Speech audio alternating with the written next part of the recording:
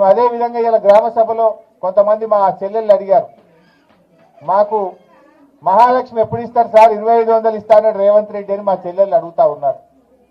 నువ్వు ఆ రోజు ఏమన్నావు, ప్రతి మహిళకు నెలకు 2500 రూపాయలు ఇస్తా అన్నావు, ఏమైంది అని అడుగుతా ఉన్నాం. 13 నెలలు అయింది, ప్రతి మహిళకు 30,000 రూపాయలు బాకీ పడ్డావు. నువ్వు మహాలక్ష్మి కింద నెలకు 30,000 బాకీ పడ్డావు. ఆడ జార్ఖండ్ లో కొత్తగా ఏర్పడ్డ ప్రభుత్వం సోరెన్ గారు, హేమంత్ సోరెన్ గారు గెలిచిన మొదటి నెల నుంచే మహిళలకి చెప్పిన మాట ప్రకారంగా 2500 ఇస్తున్నాడు ఆయన. జార్ఖండ్ రాష్ట్రంలో హేమంత్ సోరెన్ ముఖ్యమంత్రి గారు గెలవంగానే చెప్పిన మాట ప్రకారంగా నెలకు 2500 మహిళలకు ఇస్తున్నాడు. నువ్వు 13 నెలల ఇంకెప్పుడు ఇస్తావు మహిళలకు మహాలక్ష్మి, ఇంకెప్పుడు ఇస్తావు 2500 మహిళలకు అని నేను అడుగుతా ఉన్నా. 13 నెలలు ఇలా 30,000 బాకీ పడ్డావు, ప్రతి అక్కకు చెల్లెకు 30,000 బాకీ పడ్డావు రేవంత్ రెడ్డి నువ్వు.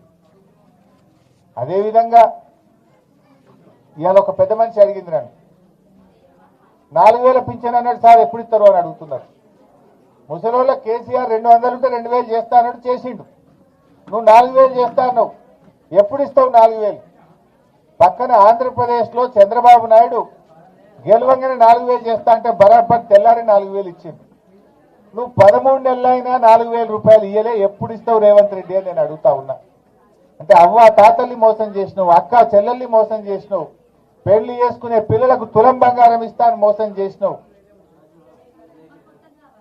ఇప్పటికైనా కళ్ళు తెరిచి పేదలకు మేలు చేయాలని, రుణమాఫీ వెంటనే అందరికీ పూర్తి చేయాలని, రైతు భరోసా వానకాలం యాసంగి కలిపి 15,000 రూపాయలు ఇవ్వాలని, వ్యవసాయ కూలీలకు ఉపాధి హామీ కార్డుతో నిమిత్తం లేకుండా కూలీలందరికీ ఇందిరమ్మ ఆత్మీయ భరోసా పథకాన్ని వర్తింప చేయాలని, రేషన్ కార్డులకు లిమిట్లు పెంచి గ్రామీణ ప్రాంతంలో పట్టణ ప్రాంతంలో ఇన్కమ్ లిమిట్ పెంచి అర్హులందరికీ రేషన్ కార్డులు అందించాలని, ఎస్సీ ఎస్టీలకు గృహ నిర్మాణ పథకంలో కాంగ్రెస్ పార్టీ మేనిఫెస్టోలో చెప్పిన ప్రకారంగా 6 లక్షలు ఇవ్వాలని చెప్పి మేము డిమాండ్ చేస్తున్నాం.